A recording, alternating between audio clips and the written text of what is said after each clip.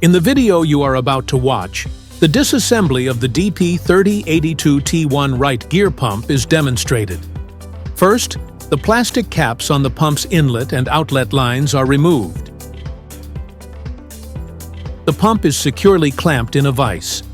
The 8 M10 bolts connecting the body and cover are unscrewed.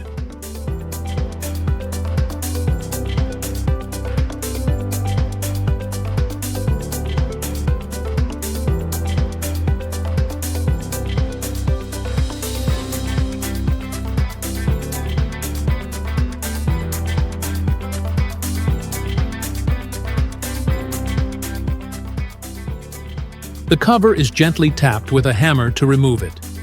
The top pressure plate is removed. Then, the long and short gears are taken out.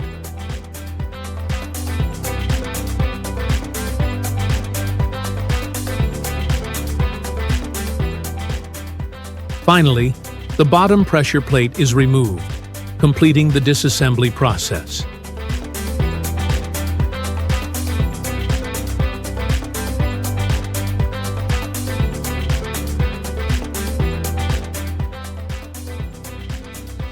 Thank you for watching.